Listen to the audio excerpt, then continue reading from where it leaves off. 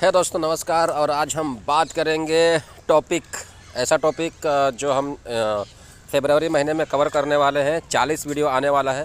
आप लोगों के सामने क्वेश्चंस मैंने बना करके रखा हुआ है। तो यहाँ पे आप देख सकते हो, सबसे पहला जो क्वेश्चन है वो है कंडेंसर में वैक्यूम अपने आप कैसे बनता है। ऑलरेडी इसका वीडियो आ चुका है। और उसके बाद दूसरा क्वेश्चन है टरबाइन इनलेट प्रेशर घटाने पे क्या होता है, बढ़ने पे क्या होता है, वो भी ऑलरेडी मैंने बना दिया है।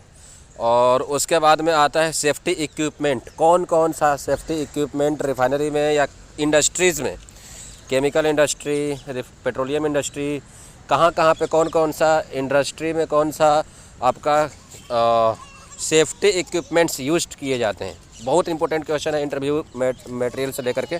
तो ये सब मिलेगा।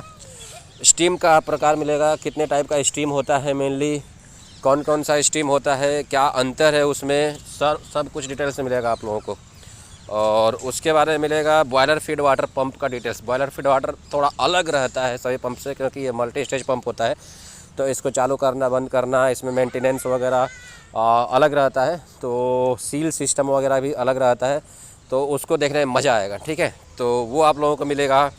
फिर वेलोसिटी बढ़ने पर प्रेशर कैसे बढ़ता है। आप पढ़े होंगे कि जब हम वेलोसिटी बढ़ाते हैं तो नोजल में देखोगे आप, वेलोसिटी बढ़ता है तो प्रेशर बढ़ जाता है, या वेंचुरीमीटर में। तो कैसे होता है ये सभी सिस्टम, कैसे काम करता है, ये भी इंटरव्यू में पूछा जाता है, ठीक है, इम्पोर्टेंट है। और उसके बाद में है difference between plant air and instrument air nitrogen. ये देखो, प्लांट एयर, इंस्ट्रूमेंट एयर और नाइट्रोजन तीनों का इंडस्ट्री में यूज़ किया जाता है। तो आपको इसमें क्या क्या बेसिक डिफरेंसेस है आपको पता होना चाहिए, ठीक है। तो इसको अपने लोग देखेंगे। और कूलिंग वाटर, डीएम वाटर और ड्रिंकिंग वाटर, ये 3 पानी के टाइप हैं जो इंडस्ट्रीज़ में यूज़ किए जाते हैं। और उसके बाद में अपने लोग देखेंगे 12 नंबर पे जो टॉपिक है वो है effluent treatment and disposal system. जो भी इफ्लुएंट रहता है इंडस्ट्रीज़ का, जैसे कि वाटर ट्रीटमेंट या और भी चीज़ें रहती हैं, उसका इफ्लुएंट ट्रीटमेंट देखेंगे अपने लोग, ठीक है। और फर्नेस या रिफॉर्मर में जो 2 जोन होता है, एक होता है रेडिएशन जोन और एक होता है कन्वेक्शन जोन। तो रेडिएशन जोन किसको बोलते हैं, कन्वेक्शन जोन किसको बोलते हैं, ये तो आपको पता ही रहेगा।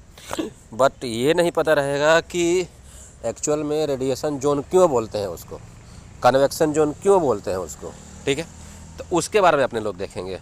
फिर देखेंगे रिफॉर्मर या फर्नेस का इंटरव्यू जो क्वेश्चंस हैं वो देखेंगे। ऑलरेडी मैंने एक वीडियो बना दिया है जिस पे बहुत अच्छा रिस्पॉन्स आया है और उसके रिगार्डिंग क्वेश्चंस पूछा गया था इंटरव्यू में।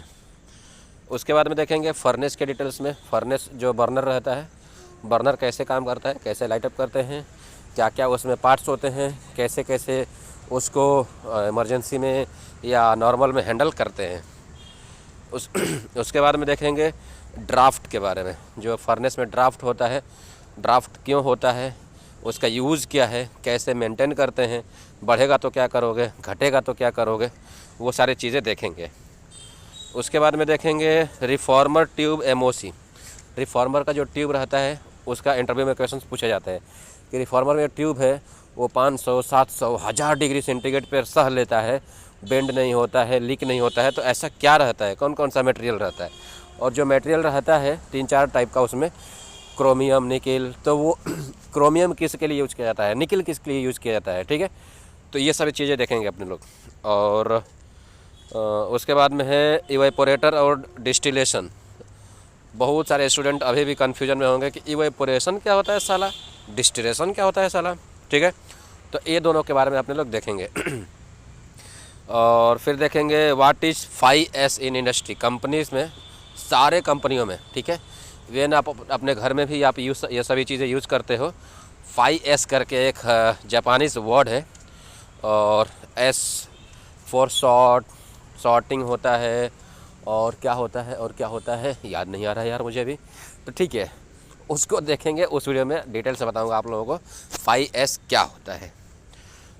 Types of heat exchanger normally आप बुक्स में पढ़े होंगे, लेकिन हम थोड़ा उससे हट के देखेंगे कि अलग अलग टाइप के हीट एक्सचेंजर्स क्या होते हैं, कहाँ कहाँ पे कौन कौन से यूज़ किए जाते हैं।